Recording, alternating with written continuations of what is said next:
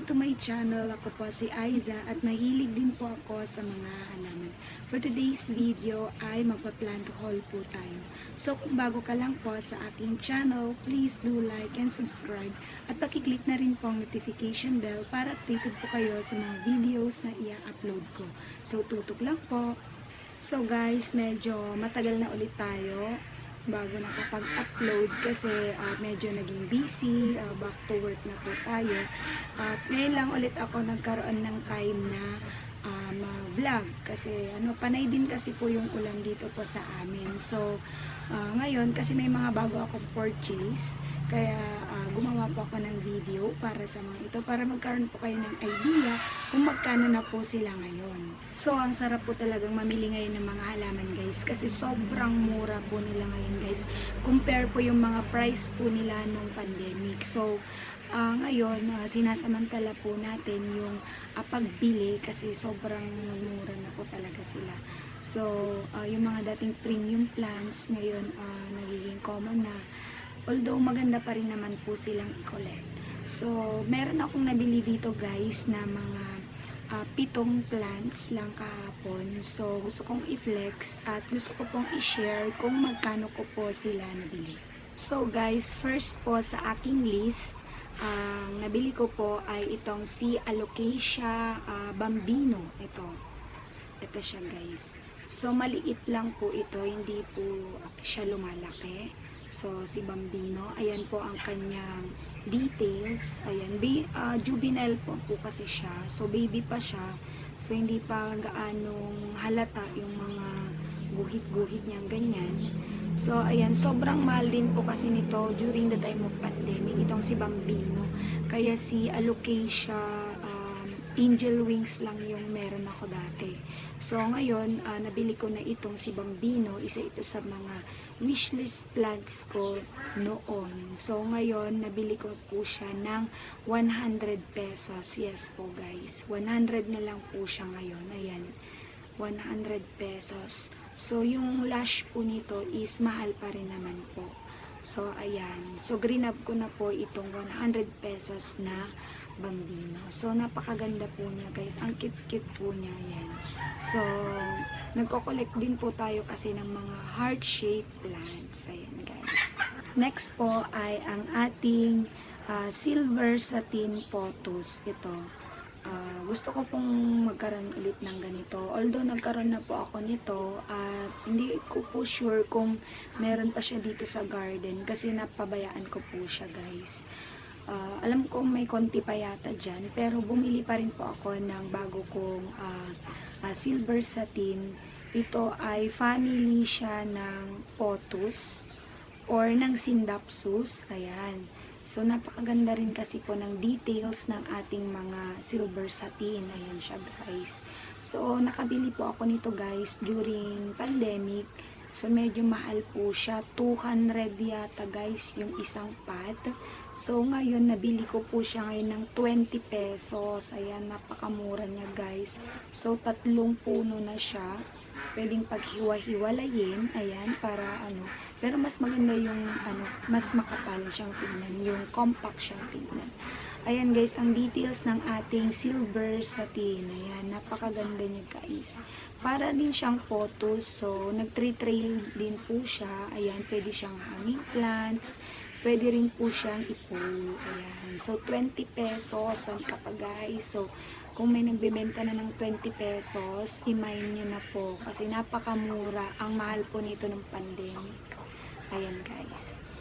Next po ay another 20 pesos guys. Ito naman po ay si Scindapsus exotica. Ayan. Ito yon. Ang ganda niya guys. Grabe. So, mas maganda siya guys doon sa una kong pinakita na si silver satin. So, ayan, ang ganda po ng details ng dahon ng Scindapsus na ito guys, si exotica. Ayan, na-search ko lang po siya sa Google kasi hindi po ako masyadong familiar sa mga family ng Scindapsus. Ayan, ang ganda ng details. Tapos, yung likod niya guys, ganito siya. Silver, na green.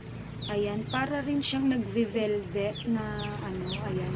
Ang ganda ng texture niya, para siyang Malambot siya, pero ano, okay lang. Ang ganda. Ang ganda, oh. Ang ganda ng details. Ayan. Ito yung matured na dahon, guys. And then, ito yung mas bata na dahon. Ayan. Ganyan. Mas nagda-dark siya kapag old leaf. And then, mas light kung bago. Ayan. At meron na rin siyang pan-pearl.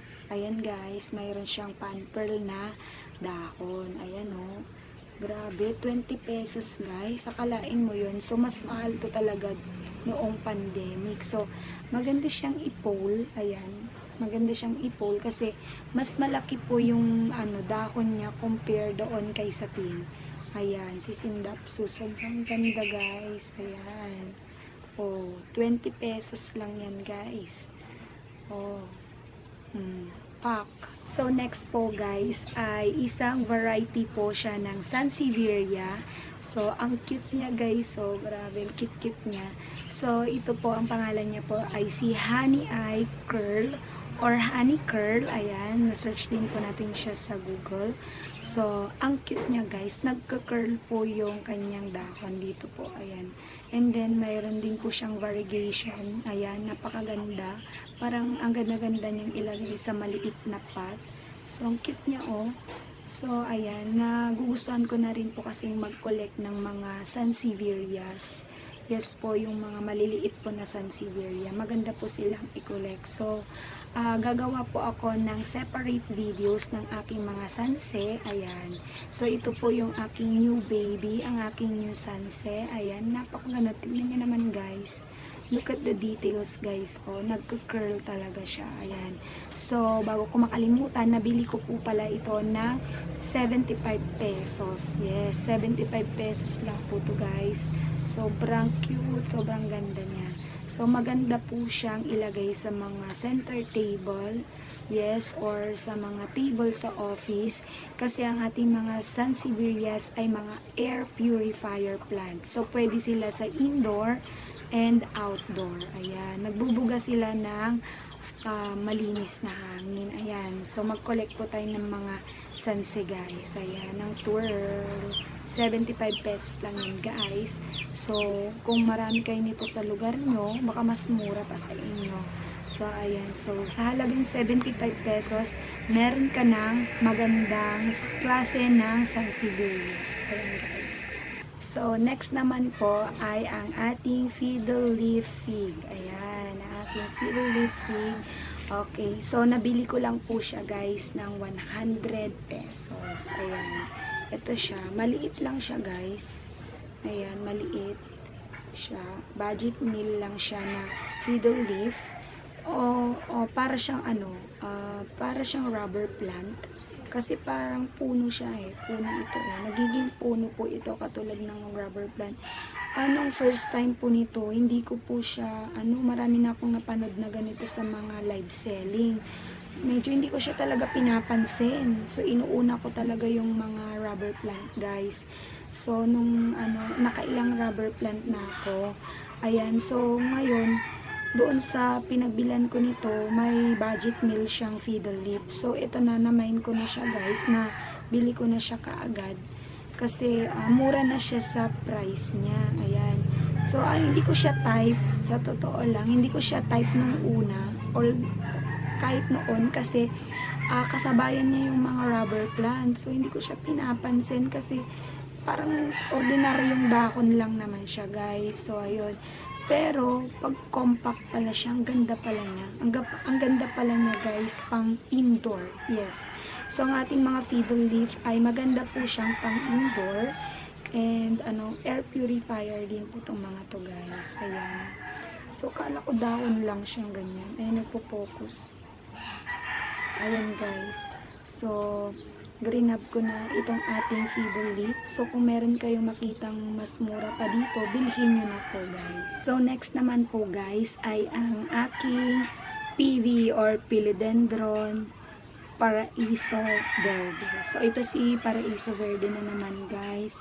So, bumili po ako ulit ng Paraiso Verde.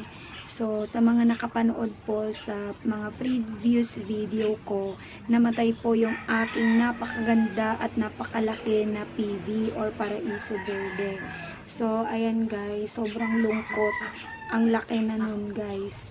Ang ganda ng jeans niya. Pero ngayon, nagpropagate ako guys ng yung sa dati na Paraiso Verde. Pero hindi ko pa sure kung may buhay. So, may dalawa akong inaabangan kung mabubuhay po siya guys. Hindi ko na po siya mahintay guys. Kaya bumili na po ako ulit ng ganito, ng Paraiso Verde. So, nabili ko po ito guys ng 200 pesos. Ilang leaf po siya? 1, 2, 3, 4, 5, 6. 6 leaves po siya guys. Kaya lang, nung pagbiyahe ko po sa kanya, nakamotor lang po ako, ay naputol po yung 3 dahon niya guys. Ano ba naman yan? So, first na dala ko na lang siya dito sa bahay, ganun pa yung nangyari sa kanya. So, may mga naputol po siyang dahon. Itong iba dito, putol po sila guys. Pero ayokong tanggalin. Alam kong putol na siya, pero ayoko pong tanggalin kasi makakalbo siya guys. Ano ba yan? Kabibili ko, sabi ko guys. Yun naman ang nangyari. So, hindi maganda yung pagkakapwesto niya nung sa motor. Kaya nadaganan siya nung isang halaman. Kaya nabali na naman po ang ating Paraiso Verde. So, sana makarecover po ang ating Paraiso Verde dito sa lugar natin. Ayan, dito sa lugar ko. Kasi talagang aalagaan ko na to ng mabuti. Kasi 2 beses akong namatayan ng Paraiso Verde guys. I know na ang mga philodendron ay hindi naman sila mahirap alagaan. Bakit nagtataka ako? Bakit kaya ang aking mga Paraiso Verde nagkandamatay? Ayan, kaya bumili na lang ulit ako. So, lesson learned. Siguro yung mga potting mix, yung pwesto niya, medyo ibahin natin ngayon guys. Kasi, ang selan niya sa akin, ang dali-daling mag-alaga ng philodendron. Ito naman. So, tingnan natin kung mabuhay ko siya talaga ng diretso. Yan guys. So, pera usog.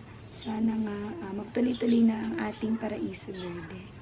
So, 200 pesos lang po to guys. So, last but not the least ay ang aking Philodendron White Princess. Ayan, ang aking White Princess.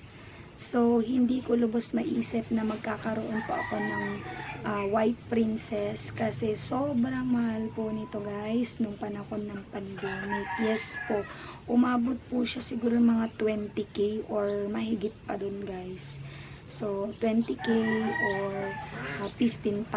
Parang nakita ko sa isang vlogger na 15k yata. Yes. Mas andun yung mga presyo niya, naglalaro sa mga ganung presyo. So, hindi ko ma-imagine na meron na po ako guys ng White Princess sa halaga po na 200 pesos. Yes po, ayan po siya. 200 pesos lang po ang ating Philodendron White Princess. So, nagkameron ako ng Pink Princess ay medyo mahal din yun noon. Sobrang juvenile. 500. Sobrang liit ng dahon. Di mo alam kung mabubuhay. Pero ngayon ang laki na. Pero ito talaga, White Princess. Kahapon, iniisip ko kung bibilin ko ba siya o hindi. Pero, sige na nga, binili ko na. Kasi nga, gusto ko rin to talaga. Wishlist ko din po siya before. Ayan. Ayan guys.